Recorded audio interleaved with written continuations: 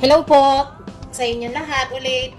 Today, gagawa po tayo ng garlic shrimp pizza. Okay? Ito pong flour ko. Mix na po ito. Ayan, no? Pizza mix. Hindi na po ako gagamit ng yeast, sugar, or salt. Complete na po siya. Nabibili po dito sa KSA ito. Maganda naman po siyang klase. Kasi meron na po siyang bread improver. Kompleto na po siya. Ito yung ingredients niya. Wheat flour, with iron and folic acid, salt, yeast, vegetable oil, improver, yeast, yun po, meron na siya. Tsaka soya flour, yan. Complete na po siya. Kabibili ko lang po kasi nito kaya susubukan ko siya. So, kaya hindi na po tayo maglalagay ng yeast, salt, or sugar. Okay? Milk na lang po at tsaka extra virgin olive oil na lang. Okay? So, tinuro ko na rin po yung dati na dough ng pizza na paggawa natin ng ano lang, yung may normal flour, tsaka etc. Pero ito po, hindi na natin siya gagamitan ng yeast. Kompleto na kasi siya. Okay? Ayan po, pizza mix. Subukan ko po siya kung maganda siya. Ay, sorry. Ayan. Maglalagay po tayo ng 1 cup and half.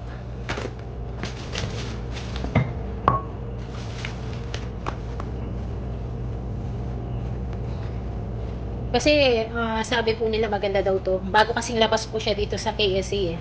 Tinikman ko po yung flour niya. Manamis-namis na siya na kumpleto na talaga siya. Milk na lang yung hahalo natin at saka olive oil. Okay?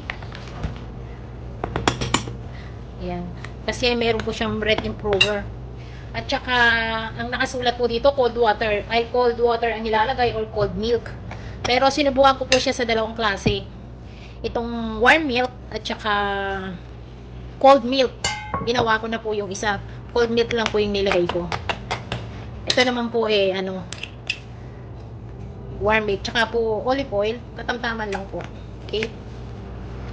Yan. Maganda rin po siguro tong flour na to dahil kung nagmamadali ka, wala ka nang ikikikik na mga ginagawa. Lalagay-lagay pa ng ingredients. Lagay na po natin yung milk. Fresh milk po ito. Pwede din po kayong maglagay ng ano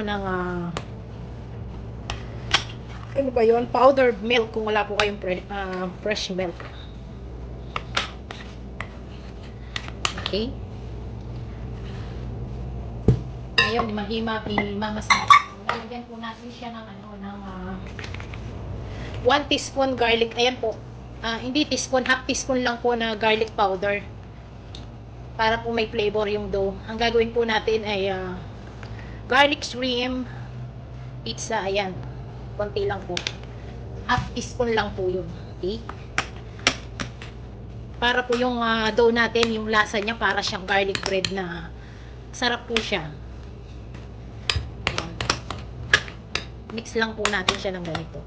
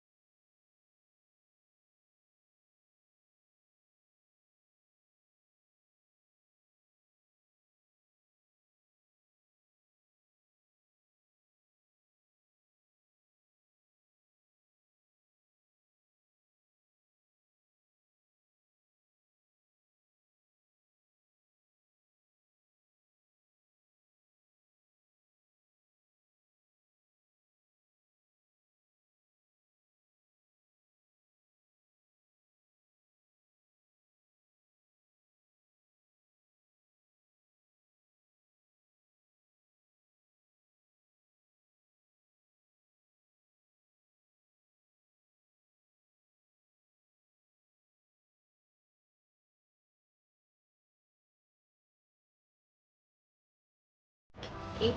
Babalik po tayo para sa ating toppings. Ito po yung mga toppings natin sa pizza, okay? Umpisahin muna po natin dito sa serve natin. Ito po ay onion powder, white pepper, tapos yung po yung paprika, and then garlic powder, and then salt. Konti lang po, okay? Para ihalo lang po natin dito siya sa shrimp natin. And then, ito naman po yung ating vegetables, bell pepper, ano ba to? Tomato, and green olives, at saka black olives, Ayan, nasabi ko na po yun. And then, ito pong ating seasoning pizza. Kailanganin po natin yan. Konti lang. Tsaka mozzarella natin. At saka ito pong white cheese. Ito pong white cheese na to ito yung feta cheese na unsalted. Masarap po siya sa pizza. Okay? Ito po yung ating pizza sauce. Ayan. Sarap po ito. And then, lalagyan po natin siya ng konting cumin powder, okay? At saka chili powder, konti kung gusto niyo pong mahanghang, okay? Tsaka po konting sugar, ayan. Ngayon, kung gusto niyo naman po ng hindi mahanghang, huwag niyo na lang po siya lagyan ng chili powder, okay?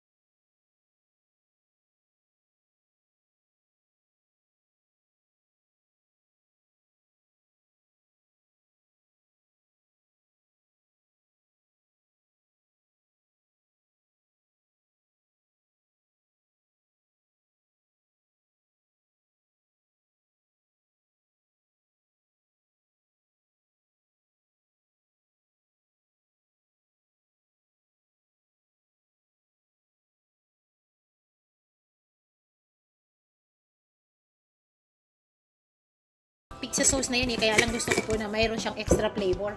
Tsaka konting asukal para po medyo manamis-namis siya. Kasi medyo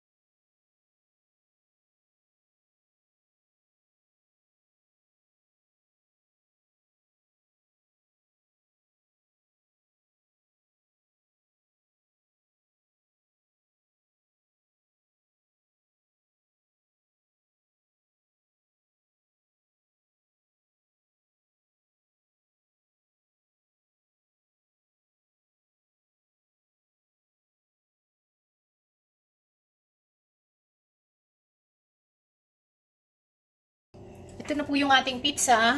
Nagano na po siya, umalsa na siya ng konti. Kasi after na ipinlaten natin siya, rines ko muna po siya ng 10 minutes. Ayan. So ngayon mag-start na po tayo. Lagyan na natin po itong toppings. Okay.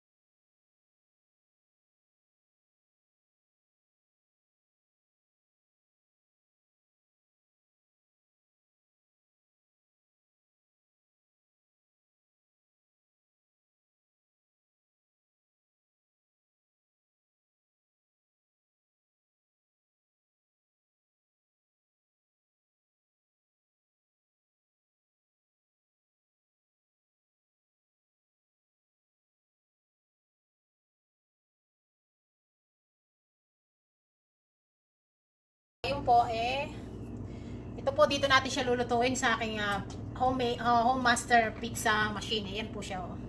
Okay? Lutuin na natin po siya. Ay, pakita ko muna po sa inyo. Ayan po.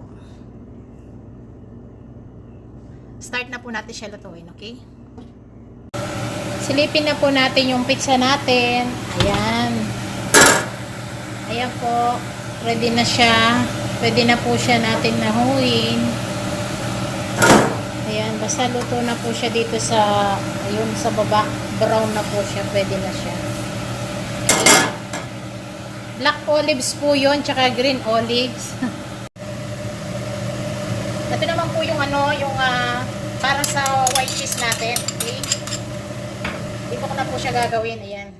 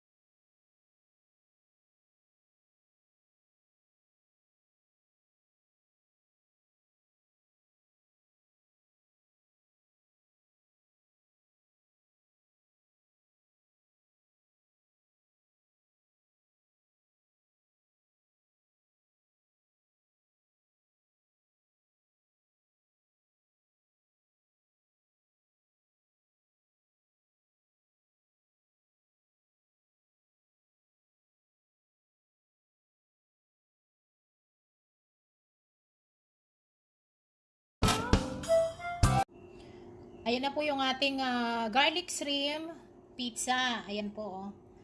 Ito pong itim na to, black olives po yan. Linagay ko siya sa taas kasi mas masarap siya pag naluto siya sa ibaba, sa itaas. Ayan po. Okay.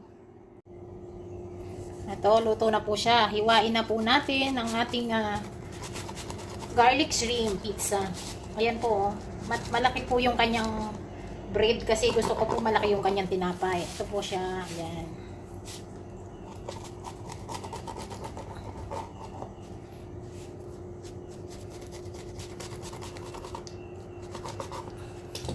Ito na po ang ating shrimp, ay naku natapon. Shrimp garlic pizza. Ayan po. Oh. Ayan po yung kanyang mozzarella. Yung pong isa papakita ko po sa inyo mamaya.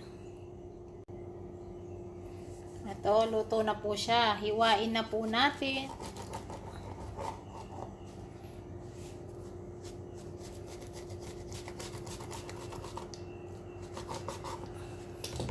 Ito na po ang ating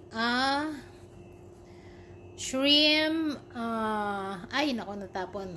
Shrimp garlic pizza. Ayan po. Oh. Ayan po yung kanyang mozzarella. Yung pong isa papakita ko po sa inyo mamaya. Ito naman po yung ating white cheese. Ayan. Ito po yung ating white cheese na isa. Yan po yung itsura niya. Ako mas paborito ko po itong white cheese kasi masarap po siya. Ayan. Ito po yung ating white cheese. Ayan na. Ayan po ang white cheese natin.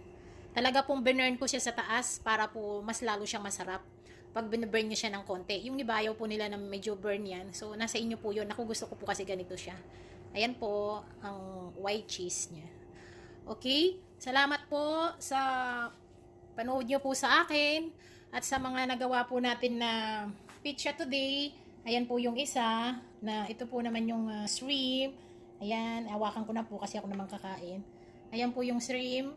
Okay? Ito naman po yung cheese. Maraming salamat po sa inyo at good night sa inyo pong lahat. Sa susunod po natin pagluluto. Thank you so much.